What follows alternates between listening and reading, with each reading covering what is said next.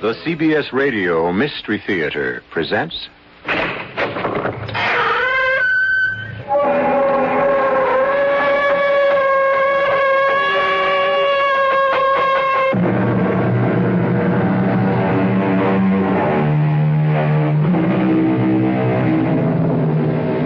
Come in. Welcome. I'm E.G. Marshall. From ancient days to the present, mankind has believed in ghosts. Some claim to have seen them, heard them, and even touched them. There never was any question about the terror of such an experience, real or imaginary. Even today, we read in our newspapers about apparitions and spirit messages which have no reasonable explanation. It was such an experience at a lonely inn in Maine that terrified a man of exact science named Professor George Weymouth. You saw what there? 100 yards offshore. An inverted funnel of water like a shroud, a winding sheet, the garment of the dead. Oh, come now, Colonel Pingree. A shroud? Just the wind whipping a wave crest into an inverted cone. You look as if you'd seen an apparition. Don't tell me you believe in that kind of thing. You said your name was... Weymouth. Weymouth? Yes. That could explain it.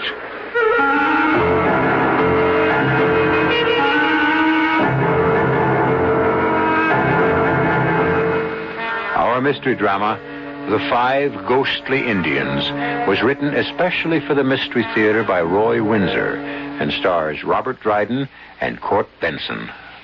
It is sponsored in part by Anheuser-Busch Incorporated, Brewers of Budweiser, and Sign-Off, the sinus medicines. I'll be back shortly with Act One.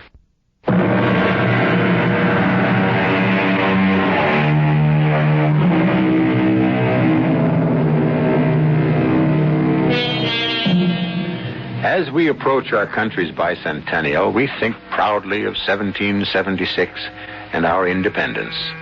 But what about the first people to live in America, the Indians? Long before we became independent, we had taken away their independence. Someone wrote, "The Pilgrim Fathers landed on the shores of America and fell upon their knees. Then they fell upon the Aborigines." An Englishman exploring the coast of Maine in the year 1605 captured and killed 5 Indians, and the bad relationship began. His name was George Weymouth, and this is the story of what happened to his present-day namesake. Look at this. The Indian arrowhead. Hello there! What? Oh, hello. Well, heard you'd arrived at White Pines. My name's Pingree. Colonel Caleb Pingree. How do you do, Colonel? George Weymouth. And you don't mind me butting in this way? If you do, say so, and I'll finish my walk up the beach. Oh, certainly not. I was just about to walk back to the inn. It's growing dark, and I'm chilled. Yes. Oh, that's a cold-looking ocean. Forbidding. Well, come along. We'll have a cup of tea in front of the fire in the lodge. That sounds inviting. Oh, look here. Just before you hailed me, look what I found. What's this? An Indian arrowhead among the rocks? Well, that's unusual. There's a design on it. Here, let me rub off more of the moss. It's heavily encrusted. Must have been here for hundreds of years. Good. Drums. I beg your pardon? Drums. Indian drums. Hear them? Drums? What are you talking about? I don't hear anything. Here. Any idea what this design means, Colonel? Well, they're gone. They're gone. What? You didn't hear the Indian drums? No. When you rubbed the arrowhead, I distinctly heard drums. When you handed it to me, the drums stopped. Yes, well, let's not worry about them. Take a look at that design, Colonel. A diamond figure enclosing another diamond figure. Oh, that's very unusual. It means medicine man. Why unusual? Because a tribe's medicine man hardly ever went into battle. He was called a shaman and had great authority because of his special guardian functions. That's why he became known to us as a medicine man. Well, you've made a remarkable discovery. Here you are. It's quite beautiful, isn't it? Good heavens. Well, what is it? What? The drums. And look! Look out there, about 100 yards offshore. See it? See what? I see white caps as far as I can see, nothing more. And drums? You're hearing things, Colonel. Look there! Follow where I'm pointing. See that inverted funnel of water? It's like a shroud. Don't you see it? I really don't. May I have the arrowhead? Yes, of course. Well, the drums have stopped. And that funnel of water is gone. You're a romantic, Colonel. Yes. Do you know what I'd do with that arrowhead if I were you? I'd throw it in the ocean. I certainly won't do that. You said it was unusual. My young daughter will treasure it as a wonderful souvenir. You're not pulling my leg, are you, Colonel? I assure you I'm not. What did you say your name was? Weymouth? Yes, George Weymouth. I'm an assistant professor of zoology. Weymouth? Yes, that could explain it. Explain what? Do you know anything about the history of your surname? No, not too much. There have been Weymouths here since the Revolutionary War. General Tad Weymouth. The name goes further back than that, Professor. I think I'd better tell you about it.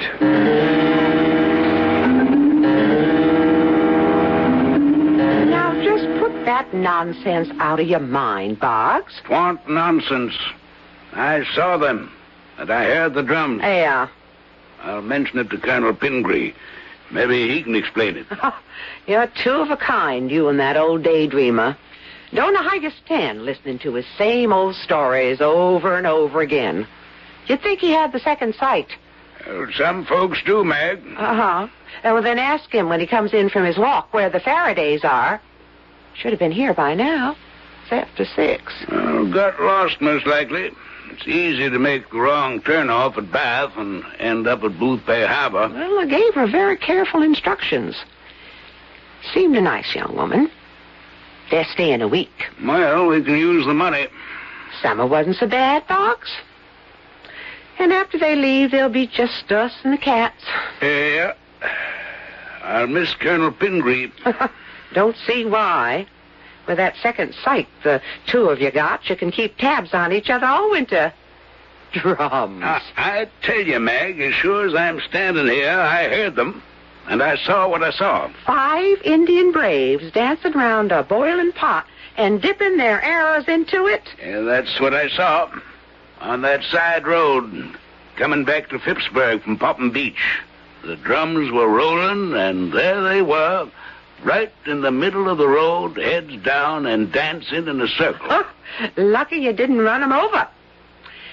Well, I'd best be getting to the kitchen. The colonel and that professor ought to be back soon from the beach. Maybe you'd better build up the fire and offer them some tea when they come in. What's that professor's name? Weymouth? Why? Weymouth. Seems to me Oh, Boggs, now what? Never mind. I'll speak to the colonel. Well, you keep your ears open for the telephone. If the Faradays did get lost, they'll be calling in. It's almost dark now. And it's hard to find the place. Oh, it feels good in here, Colonel. Well, the fire will feel better. I want to change my shoes. My sneakers got wet. Or shall I order hot tea? Yes, thank you. I'd like a cup, good and hot. Well, Evening, Boggs. Evening, Colonel.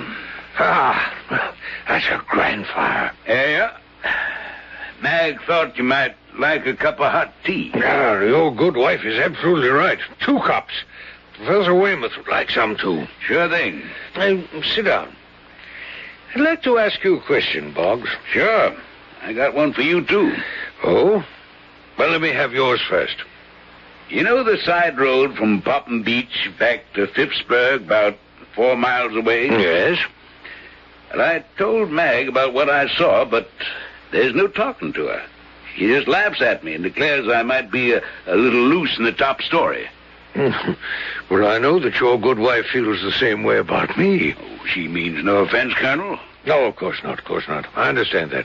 Well, after I picked up the lobsters and the clams in Popham Beach, I drove the old truck back toward Phippsburg. Mm-hmm. Now, about a mile from where I turned off to the White Pines, I heard drums, Indian drums. And I saw, clear as I'm seeing you, 5 Indians dancing round a boiling pot and dipping their arrows into the stuff, whatever it was. You see. Well, what do you make of that? Well, I heard Indian drums, too, Boggs. I knew I was right. Where'd you hear him, Colonel? On the beach, about a half an hour ago. But I saw something else. About 100 yards offshore, I saw an inverted water spout. Looked like a limp sheet held up by 2 fingers. A headless ghost. What'd it do? Well, when Weymouth handed me the arrowhead, the drums stopped, and the dancing ghost vanished. Arrowhead? Weymouth found an arrowhead among the rocks down by the beach. An arrowhead amongst the rocks? Well, it must have been there for centuries. More than 3. I'd say it dates from around 1605. Now, how the deuce do you know that? Weymouth. You're from an old Downeaster family. Does the name mean anything to you? Yeah, but just barely. Well, I've been thinking about it ever since Weymouth picked up that arrowhead. It had belonged to a medicine man because it had a design on it, a figure of a diamond within a diamond, probably from the Etchemin tribe. Back in 1605, an Englishman named George Weymouth explored the coast of Maine. For no reason I've ever been able to learn, he brutally murdered 5 Indians. The chief of the tribe attacked Weymouth's sloop, killed several of his soldiers, and then they were overwhelmed. Yep, it comes back to me now. Yeah. The English killed the medicine man, wrapped him in a sheet, and dropped him into the ocean. And now he's returned. He's returned, and he's called up those 5 murdered Indians to witness his revenge. You told Professor Weymouth about the curse? I intend to. But he's a professor of zoology, a man of science. He'd laugh at me. How long's he staying with you? Till the end of the week. 2 more days. I'll have to tell him to leave tonight. Let me handle him. If he'll give me the medicine man's arrowhead, he won't be threatened, and neither will White Pines. Evening, Colonel. Where's the... Oh, there he is. Here comes the professor. Evening, Professor. Hot tea. Just what I need, Miss Boggs. I got chilled down there at the beach. Evening, Mr. Boggs. Evening.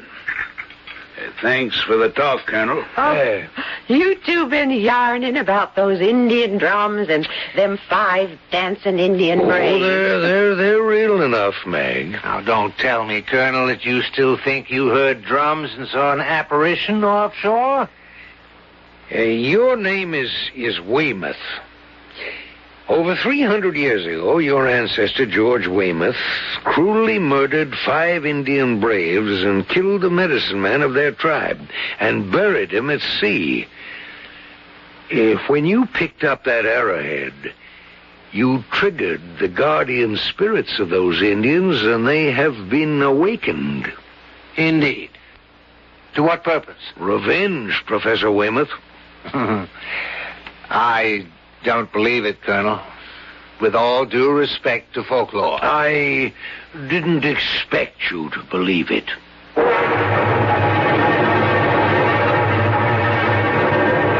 If Colonel Pingree and the innkeeper Boggs swear that they heard those celestial Indian drums and saw those apparitions, why should we disbelieve them? They are otherwise normal men.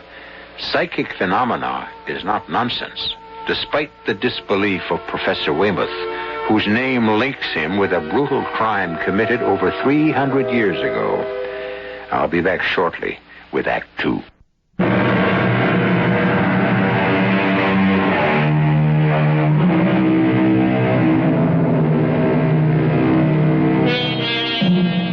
It might be that some Downeasters have retained imaginations more lively than our own because our 23rd state, Maine, has a rugged climate, and its people never forget it. In the sparsely settled wilderness, it would be easier to see ghosts of Indians from long ago, in the forests, in front of a blazing hearth. Professor Weymouth might scoff at folklore, and so does Mag, the innkeeper's wife, but not Boggs, the innkeeper. He and Colonel Pingree know what they heard and saw. Boggs, what was that talk about an arrowhead? Weymouth found it. That's when the trouble began. Oh, Indian drums, dancing Indians, a ghost on the water. Oh, you and the Colonel, you're some pair. 7 o'clock, still no Faradays? Lost, probably. Well, you'd think they'd telephone.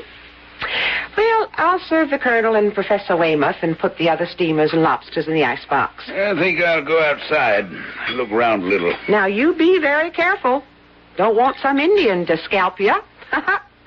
Couldn't run White Pines alone. One of these days, Mag, you'll believe.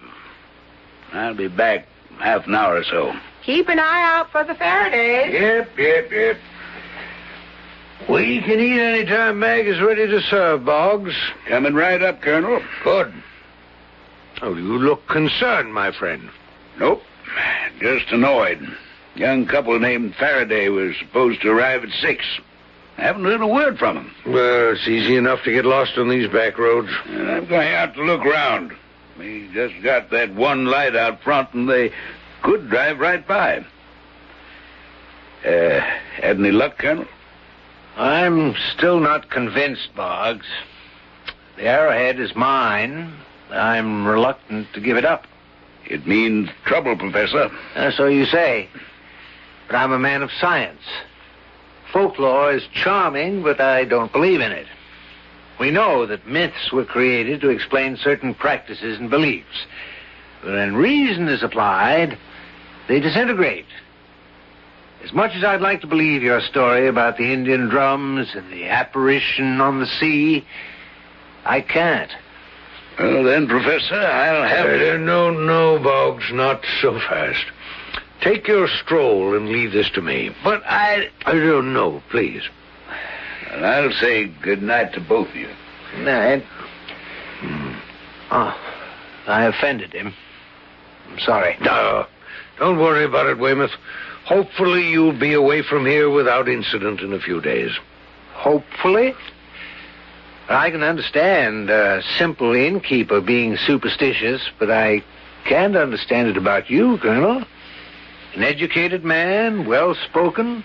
Well, all I wish you'd accept is that Boggs and I are certain that the arrowhead is dangerous to you.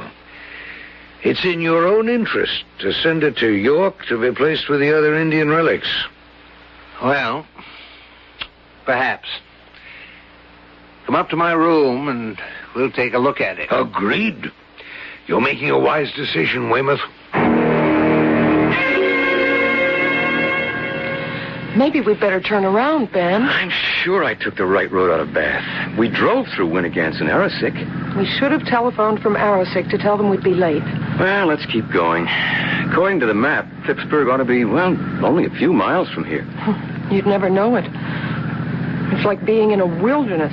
I haven't seen a sign for miles. And it's pitch black. Scared? Well, it is kind of spooky. Well, there's nothing here to harm you. Let's drive on. If we get to Phippsburg, we'll telephone White Pines. Maybe they'll hold dinner for us. It's after 7, Ben. We ought to be there by 7:30. Unless we're on the way to Booth Bay Harbor. I have the arrowhead in my bureau drawer. I'll regret giving it up, Colonel. Well, you'll regret it more if you keep it. Ah, here it is. Deadly looking, isn't it? But quite beautiful. Well, good heavens. What's that? A regular gale. And the sky is clear and the water calm. And there's fog all over the windows. Put down that accursed arrowhead and stand back, Weymouth. Look out! Look out! It smashed out one of the windows. Weymouth, come here. Look, racing toward the beach. I can't believe it. Can you see it? Yes. A white sheet flying over the ground. And twirling as it goes. Now it's at the shore. It's going out to sea. Pingree, what is it? Did you see it, Colonel? Hey, the window's broken. What happened? Did it try to get in? Weymouth had the arrowhead in his hand when a tremendous gale arose.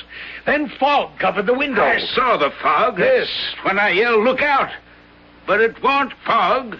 It was that medicine man who'd come out of the sea. Well, that's what I saw from the shore late this afternoon, Boggs. What about you, Professor Weymouth? I saw it, too. You believe now? I don't know what to believe. But you saw it with your own eyes, Weymouth. You saw the apparition, the ghost of that Indian medicine man who was killed and buried at sea hundreds of years ago. Now are you going to give the arrowhead to the Colonel? I admit what I saw, but I still can't believe it.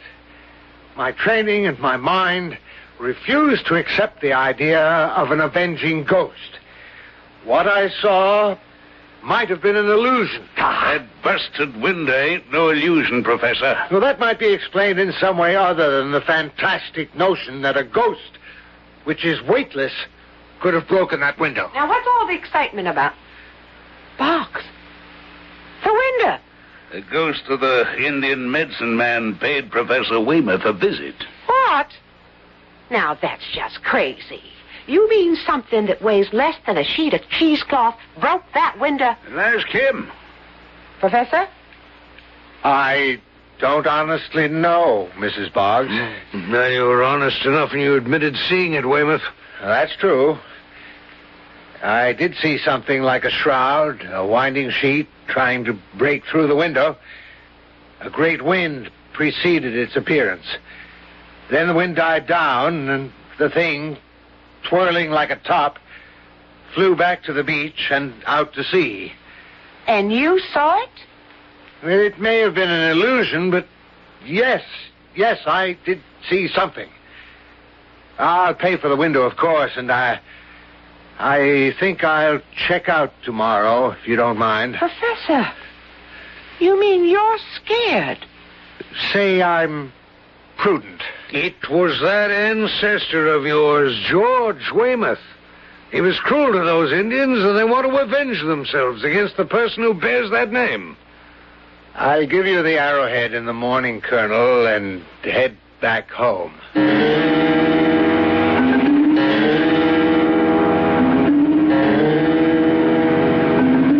About 10 more minutes, Fran.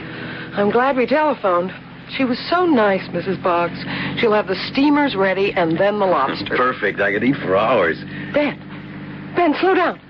Ben, stop. What is it? You sound terrified. Look up there ahead. You see them? Huh? Don't you see them? Who's them? You mean you don't see them? I don't even know what you're talking about, Fran. The Indians. What? Indians. 5 of them.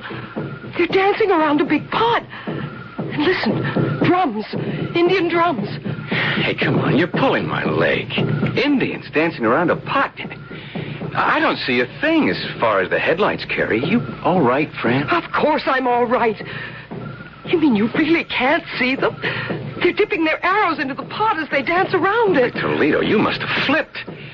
I assure you, honey, there's nothing in the road. Nothing. There is. I tell you, I see them.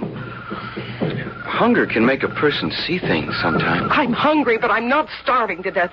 Darn it, Ben, I see them. Are you telling me I've come off the spool? Well, what do you want me to do? Shoo them away? I don't know what we should do. Well, I do. You close your eyes. I'm driving on. Indians or no Indians, I want to get to White Pines.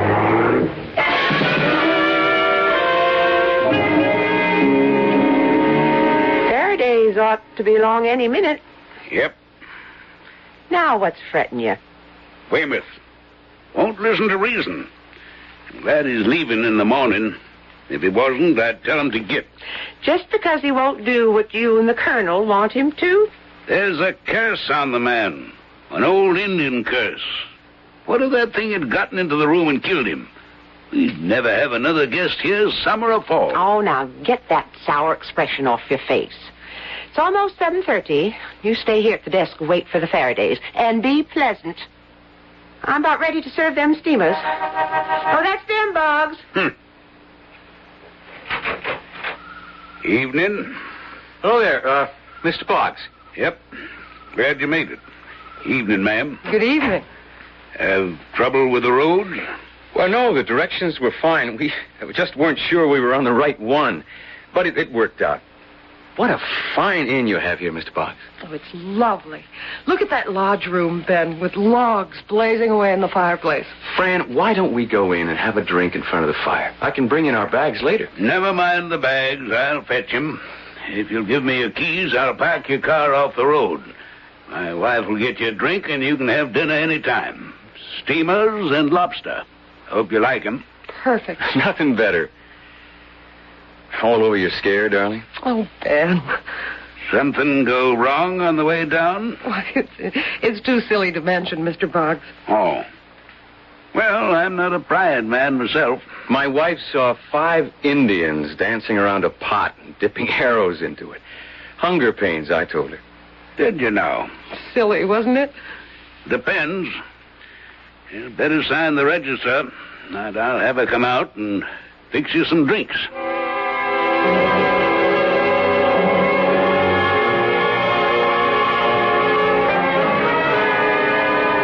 Well, we'd better go down to dinner, Weymouth.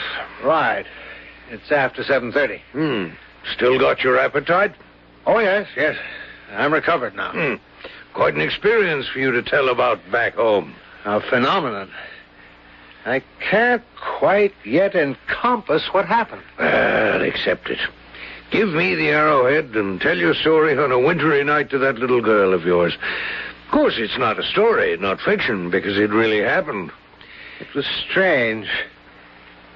I know what I heard and saw, but there must be a rational explanation for what happened. Including the breaking of the window?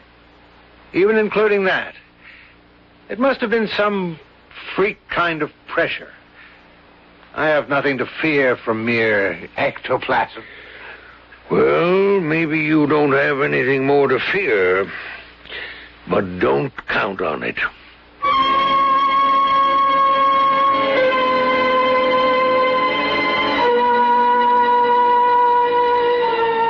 Professor Weymouth, even as you and I, is a rational man. He accepts only what he can touch or see. His mind rejects the possibility of ghosts. But is there anyone who doesn't know of a haunted house? Haunted by what? A specter? Yes, indeed, Professor Weymouth.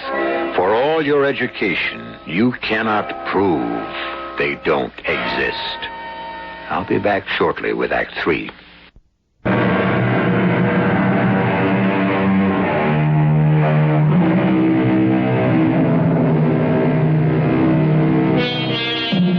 The White Pines Inn is located a few miles from Phippsburg on the rocky coast of Maine. The coast is beautiful, but forbidding, as the British found out during the Revolutionary War when 6,000 men of Maine fought them determinedly.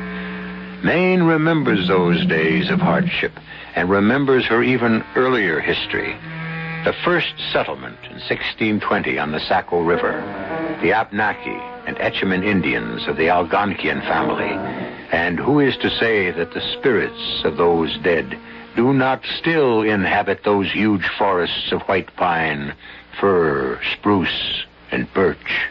Excellent dinner, Mag. Excellent. Oh, thank you, Colonel. Oh, very good. Best steamers and lobster I ever had. Yeah. Not to forget the Indian pudding. Well, that's real enough. Nothing ghostly about that, Professor Weymouth. You want coffee here or in the lodge room? Well, let's have it in front of the fireplace, Mag, if you please. And introduce yourselves to that nice young couple they're finishing up. Name's Faraday. Yeah, I'll do that. Faradays seem as content as we are. Good evening. Good evening. I'm Ben Faraday. This is my wife, Fran. How do you do? I'm George Weymouth, and this is Colonel Caleb Pingree. Oh, pleased to meet you, sir. Yeah. Colonel, will you join us? Well, thank you. I'm glad you arrived. Boggs and his wife had begun to worry about you. You lose your way? Well, we thought we had, but we were on the right road all along. And then the sun dropped out of sight, and it was so dark, I just crept along. Oh, we had an unexpected adventure. Then they wouldn't be interested. Well, certainly we would, Mrs. Faraday. Up here, anything unusual is welcome. It gives us something to talk about. Just seeing new faces is a treat. Especially yours, Mrs. Faraday. Why, thank you. Where are you from, by the way? Lewiston. You? Brunswick. I teach zoology. The colonel here just enjoys life. I suspect he's got a chest of old gold in his attic, and he's a mine of folklore about the Indians who used to inhabit these forests. Well, that's not quite true about the chest of gold, but Indian legends are my hobby. And we've just experienced another one. What? Well, it's true enough. Even Professor Weymouth has to admit what he saw. You saw something, Professor? I think so. When? Late this afternoon. Well, why are you looking so startled? Mrs. Faraday? Excuse me. You, experienced an Indian legend? 4 cups, cream, sugar. I'll leave the pot. No, thank you, Mag. Are you all right, young lady? You look kind of peaked. Oh, Indian legend. So that's it, Colonel. Got another listener to those Indian legends of yours. Oh, my dear Mag, I've said nothing. Don't let the Colonel pull your leg, Mr. Faraday. He and my husband, Boggs, sees things where they ain't. If they ought to give me the creeps listening to the two of them. Say what they want to. There's no such thing as ghosts. What about the broken window, Meg? Well, that's just a freak swirl of wind. And the twirling shroud that scudded out to sea. Well, I didn't see it. Now, I'll thank you not to go scaring these young folks. You are not going to believe this, Mrs. Boggs. Go on, Fran, tell them. Well, not far from here, when I thought we were lost, Ben stopped the car. And the headlights cut a tunnel of light far down the road, and then I saw them. People see things when they're hungry. Maybe I was imagining things, but I'd swear I really saw them. 5 Indians dancing around a pot or cauldron and dipping their arrows into it. You have no doubt about what you saw, Mrs. Faraday? I saw them as plain as I see you. Well, Professor, I was inclined to disbelieve you and Boggs, Colonel, but this story of Mrs. Faraday's cannot be discounted. You saw the Indians. Did you hear drums? Yes, distinctly. What's this all about? Revenge. Revenge, Mr. Faraday. What? Revenge for what? You'd better tell them, Pingree. You'll excuse me. I need some fresh air. I'll see you later, Colonel.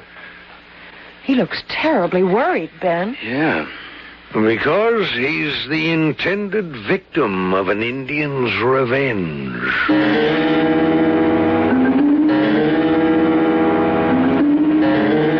Boggs, come in here with me. I was going to turn down the Professor Weymouth's bed when... Well, look. The pillars been wrung in half, chairs overturned. It's that thing from the ocean.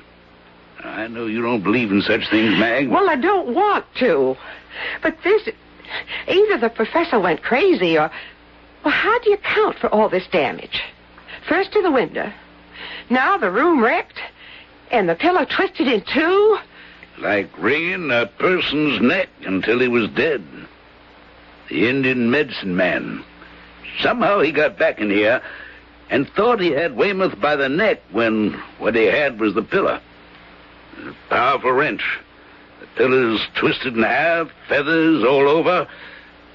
I'm telling him to leave White Pines tonight. You think we better call the police in Phippsburg? Oh, they don't believe in apparitions any more than you do, Mag. Well, I'm not so sure now that I don't. Because I never seen anything like this. Where is the professor?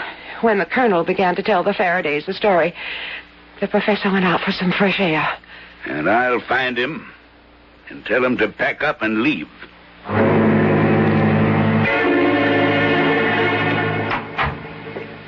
Oh, Mr. Boggs. Like to have a word with you, Professor. Enjoy your stroll, Weymouth? I just stood outside and breathed deeply and looked at the sky. Mag went upstairs to turn down your bed. The room was a shambles. Chairs overturned, the bed all rumpled, and the pillow wrung in half. What? I haven't been near the room since dinner time. The ghost of that Indian medicine man's been there. If you'd been stretched out on that bed, you'd be dead. That pillow was twisted in two. Feathers all over the place. Good Lord. I'm sorry to have to say this, Professor, but I want you to pack and leave. Tonight. I don't blame you. I'll pay for all the damage. I'm deeply sorry. Bring me the arrowhead, Weymouth. That's the source of your trouble. Until you've disposed of the medicine man's arrowhead, you won't have peace, and you may, in fact, die. Have your doubts about specters, but give me that fatal arrowhead. I'm convinced, Colonel. I'll be right back. Well, even Mag's convinced now, Colonel. I'd imagine so. The professor's a doomed man. Not if he gets rid of the arrowhead. Think the Faradays have gotten scared off? No. They went to bed about a half an hour ago. Mrs. Faraday has the sight, Boggs, like you and me. When I told her what happened, she believed me. Even her husband began to be convinced. Oh, they'll stay.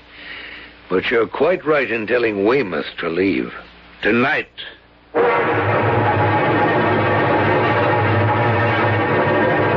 Fran, stop fussing and come to bed. I'm not fussing. I'm just thinking about what the colonel told us about George Weymouth and how he murdered those 5 Indians way back in 1600-something. Yeah, but it's just crazy to think that some old medicine man is out to murder the professor. He didn't kill those Indians. Why is he to blame? Just because he has the same name, that's all. You believe that? Yes, Ben. Oh, my goodness. What is it?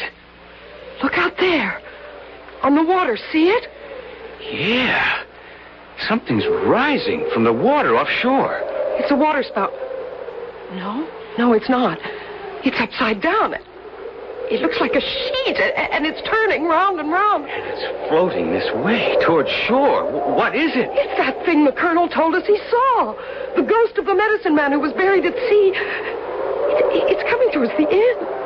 Ben, I'm afraid. I'll get Bob. No, don't leave me, Ben. Look, it's on the shore, and it's coming up the hill.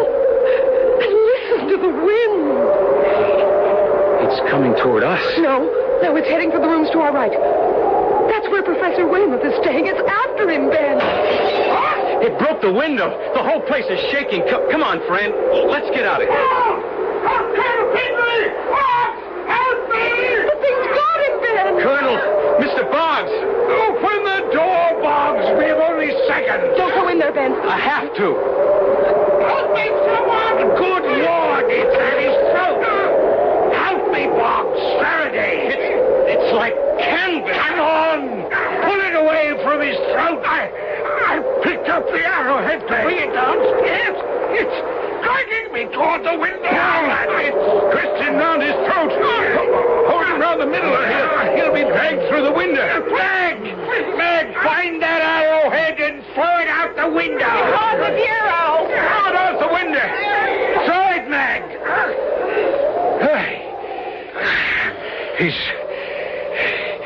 He's fainted. Here's some water. Notice the wind's died down. And the thing that had him by the throat, it's in a heap on the floor. Canvas, look. When I touched it just now, it crumpled in my hand. It's like dust. Oh, my throat. Oh, thank you. You had a close call, Weymouth. You're lucky to be alive. Thank God all of you were close by, or it would have killed me. I'm very grateful. Can you tell us what happened? I can. I was looking out the window when I saw the apparition come out of the sea and drift this way. Then a great wind came up, and the thing kind of embraced the house. It was when the window broke that the professor began to cry out. It floated in like a small upside-down cyclone. I tried to stay out of its way, but it began to wrap itself around me. It was horrible. What in heaven's name was it? What could it be? You know, Weymouth. It was the ghost of the Indian medicine men come back to avenge the murder of those 5 Indian braves. It was your forebear who killed them, and the spirit of the medicine man has never forgotten. When you picked up that arrowhead, you aroused his spirit. Only by giving up that arrowhead could you break the fatal connection. Well, where's the arrowhead now? I threw it out the window, Professor. Oh. And something else. When it hit the rocks below, there was a burst of flame. And then nothing. I believe it. I believe all of it, Colonel. The 5 ghostly Indians. They did exist.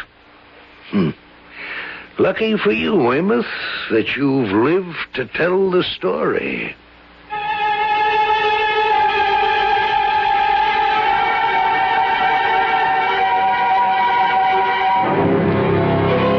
The dread of the supernatural goes back to earliest man. As he roamed the earth, he was encompassed by many terrors. There was the terrible dark, with its countless dangers. Legends about second sight are endless.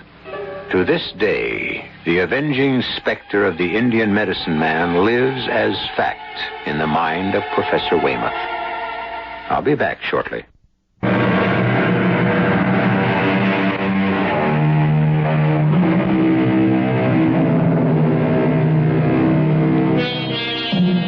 The fascination of terror is as ancient as the human race. It is stronger than our intellect, stronger even than our fears. It goes to the core of our very being. The brutal, unnecessary killing of 5 Indians in 1605 by George Weymouth laid a curse on those who bore his surname. Perhaps there is a kind of real justice after all. Crimes of long ago, unavenged, can be avenged. Our cast included Robert Dryden, Court Benson, Guy Sorrell, Ann Petoniak, Suzanne Grossman, and Jay Gregory.